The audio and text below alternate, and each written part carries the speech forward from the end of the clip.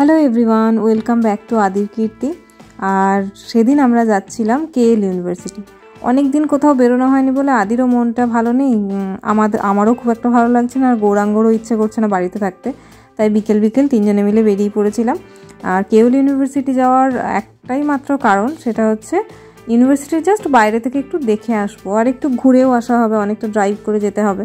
মানে আমরা যেখানে আছি এখান থেকে প্রায় 1 ঘন্টা মতো ড্রাইভ করতে হবে।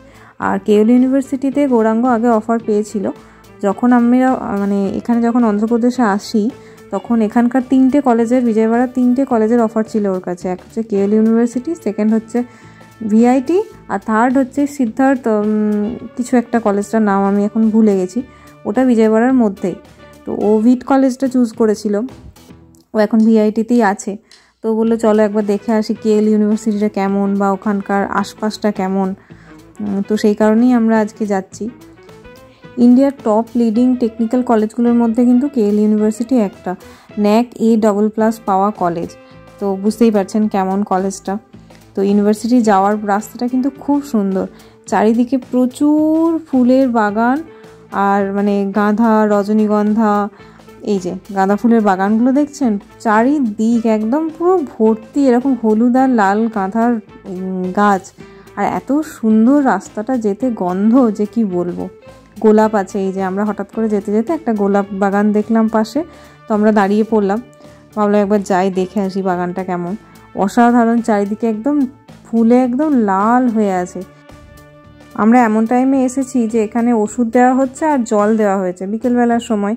তো আমরা ভেতরে যাইনি, আমরা সাইড থেকে একটু জাস্ট ছবি তুলে ভিডিও করে আমরা চলে এসেছি। আর এই ভাইটা এই মাঠটার মালিক, তো ও আমাকে ওই পুরো প্যাকেটটা দিচ্ছিল ফুলের। তো আমি দেখলাম ওই পুরো প্যাকেটটা নিয়ে আমি কি করব, পুরো ফুলগুলো নষ্ট হবে, তার জন্য আমি বললাম তুমি আমাকে একটা দাও। দিয়ে একটা ফুল নিয়ে আমরা ওখান থেকে একটু ছবি ভিডিও করে বেরিয়ে এসেছিলাম। এখানকার লোকজন এতটাই ভালো, ওই পুরো প্যাকেটটার গোলাপগুলো কত দাম হবে বলুন তো, পুরো গোলাপটাই আমাকে দিয়ে দিচ্ছে যে তুমি নিয়ে যাও বাড়ি।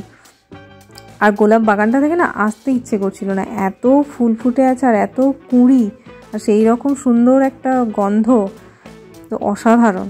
তো ওখান থেকে বেরিয়ে আমরা কেএল ইউনিভার্সিটি, এই যে কেএল ইউনিভার্সিটির বোর্ডটা NAC++, এটা হচ্ছে গেটটা। গেটের ভেতর দিয়ে তো যেতে দেবে না, আমরা তাই যাইনি, এমনি জাস্ট বাইরে থেকে ঘুরে বেরিয়ে এসেছি। কিন্তু ইউনিভার্সিটিটা খুবই সুন্দর, আর চারিদিকটা প্রচুর গাছপালা দিয়ে ঘেরা। যেটা ভিট কলেজটা, ওটা নতুন কলেজ, তো আশেপাশে সেরকম কোনো গাছ নেই, খুব ছোট গাছ, নতুন গাছ লাগিয়েছে। তো ওখান থেকে বেরিয়ে আসার সময় তো আমি এই গাঁদার বাগানটা দেখে তো জাস্ট মনোমুগ্ধ হয়ে গেছিলাম, মন্ত্রমুগ্ধের মতো তাকিয়েছিলাম আমি, এত ফুল চারিদিকে, অনেক দিন পর দেখলাম এখানে এসে। ওখান থেকে বেরিয়ে আমরা গেছিলাম ডিমার্টে টুকিটাকি কিছু কেনার ছিল, গৌরাঙ্গ একটা জুতো কিনবে বলেছিল।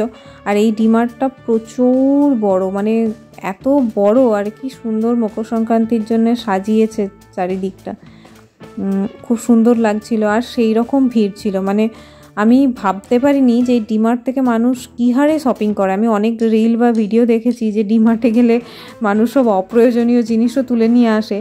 তো আমি অনেকবার গেছি, কিন্তু আমরা খুব সামান্য যতটুকু প্রয়োজন ততটুকু নিই। আর এখানে এসে দেখলাম মানুষ ট্রলি ভর্তি করে জিনিস নিয়ে যাচ্ছে।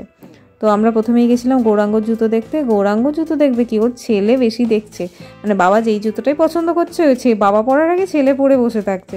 পুরো ডিমার্ট ও মনে হয় ওর বাবার ওই যে জুতোগুলো পরে ঘুরেছে। ওর বাবা একটা করে জুতো নামাচ্ছে, আর ও একটা করে ট্রায়াল দিচ্ছে, ওর বাবা ট্রায়াল দেওয়ার আগে ওই ট্রায়াল দিচ্ছে, যা ইচ্ছে করছে, ওকে আটকে রাখা যায় না। আর ডিমার্টের সব জিনিসের দাম এত কম এবং এত সুন্দর জিনিস থাকে যে আপনার অ্যাকচুয়ালি দেখলেই পছন্দ হবে, আর মনেই হবে যে নিয়েই নিই। এই স্লিপারগুলো মাত্র 100 টাকা করে দাম, কিন্তু এত সুন্দর এবং এত সুন্দর কোয়ালিটি যে কি বলবো। এই যে ওর বাবা একটা করে জুতো নামাচ্ছে যে আমি ট্রায়াল দেবো, আর ও সব জুতো রেখে দিচ্ছে। ওকে ডিমার্ট থেকে মনে হয় দায়িত্ব দিয়েছিল যে তুমি যেই জুতো ট্রায়াল দেবে তুমি আবার তুলে রেখে দেবে। এই সব করে তারপরে আমরা গেছিলাম আদির জন্য একটা সানগ্লাস দেখতে। ওর বাবা একটা জুতো নিয়েছে, আর আমি ভাবলাম আদির জন্য একটা সানগ্লাস নিয়ে। ওর সানগ্লাস তো সব ভেঙে দিয়েছে, ও 2খানা সানগ্লাস ভেঙেছে এইটুকু ছেলে এর মধ্যে। তো আমি আরেকটা কিনেছি, জানি না এটা কদিন রাখবে। এইটা কিনিনি, ওর যেটা কিনেছি একটু বেশ ব্রাইট কালারটা, একটু পরে দেখাচ্ছি দাঁড়ান আপনাদের।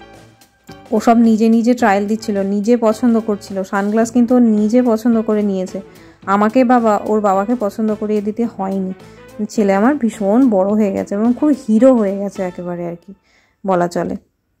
এই ছেলেকে নিয়ে কি করি আমি, যেখানে সেখানে শুয়ে পড়ছে, যেখানে সেখানে র্যাকের মধ্যে ঢুকে যাচ্ছে, মানে যাচ্ছে তাই কাণ্ড করছে। ওটা তোমার পছন্দ?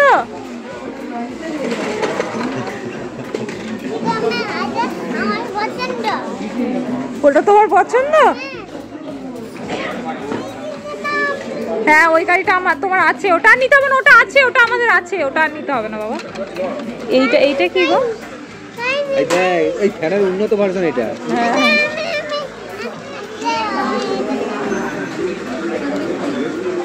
এগুলো কত করে দাম?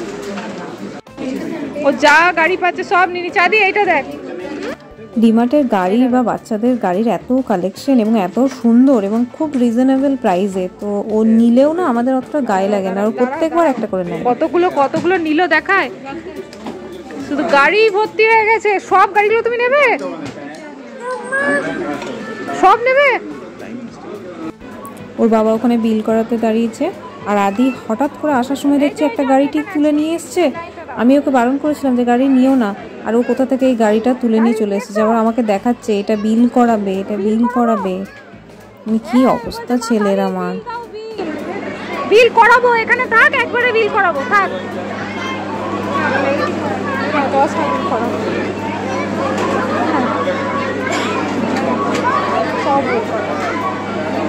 এবারে অন্নপ্রাশন থেকে আসার সময় বর্ধমান বিষ্ণুপুর মিলে মানে আমার ভাই, দিদি, দুই বাবা সব এক ব্যাগ চকলেটও নিয়ে এসেছে, এবং আমি তো ওকে চকলেট খুব একটা দিই না, সব বাড়িতে পড়ে আছে, তার সত্ত্বেও ও আবার চকলেট নিয়ে এলো। এবং ওখানে ওই সব করে যা হোক করে বিলটা করিয়ে বেরিয়ে এলাম। পার্কিংয়ে এসে দেখছি ওই ট্রলিটা নিয়েও পড়েছে, মানে কোনোভাবেও বাড়ি যাবে না, ওই ট্রলিটা নিয়েও খেলা করবে। ওখান থেকে বেরিয়ে আমরা গেছিলাম খেতে, আমরা নিয়েছিলাম ধোসা, বেশ ভালো ছিল ধোসাটা। আদিও আমাদের সাথে ধোসা খেয়েছিল, ওর এক্সপ্রেশন দেখেছেন, আর ধোসাটা খুব কড়মড়ে ছিল, সেহেতু আমাদের খেতে খুব ভালো লেগেছে। আর ওটাই ছিল আমাদের রাতের ডিনার, মানে খাওয়া দাওয়া করে তারপর আমরা তিনজনে বাড়ি ফিরেছিলাম। বিজয়বাড়াতে ঠান্ডা পড়ে না বললেই চলে, মানে খুব কম, একদম হালকা একটা ঠান্ডা থাকে। তো আমরা ওখানে খাওয়া দাওয়া করার পর বেরিয়ে একটু চা খাচ্ছিলাম, আর আদির নিয়েছিল বিস্কুট, ওই সব খাওয়া দাওয়া করছিলাম। আর আদি এখানে একটা জিনিস দেখেছে, আমাদের ওখানে যেমন রাস্তার ধারে অনেক জায়গাতেই যেমন শনিদেবের মন্দির থাকে, এখানে থাকে গণেশ ঠাকুরের মন্দির দেখায়, এরকম উঁচু একটা পিলারের মতো করা থাকে, এবং তার মধ্যে এই গণেশ ঠাকুরের মূর্তিটা এরকম ধরনেরই থাকে, প্রত্যেকটা জায়গাতেই আমি দেখেছি। তো এইসব খাওয়া দাওয়া করে তারপরে আমরা বেরিয়ে গেছিলাম বাড়ির উদ্দেশ্যে। বাড়ির দিকে যাওয়ার আগে আপনাদেরকে একটা জিনিস দেখান, এই রাস্তাটা, এই যে পুলিশ দাঁড়িয়ে আছে, এই রাস্তাটা যাচ্ছে এখানকার মুখ্যমন্ত্রীর বাড়ির দিকে।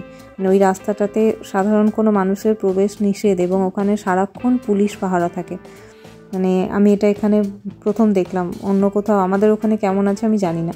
যাই হোক, চলুন বাড়ি যাই। আর ভিডিওটা যদি ভালো লাগে তাহলে অবশ্যই লাইক, কমেন্ট, শেয়ার, সাবস্ক্রাইব করতে ভুলবেন না। Thank you.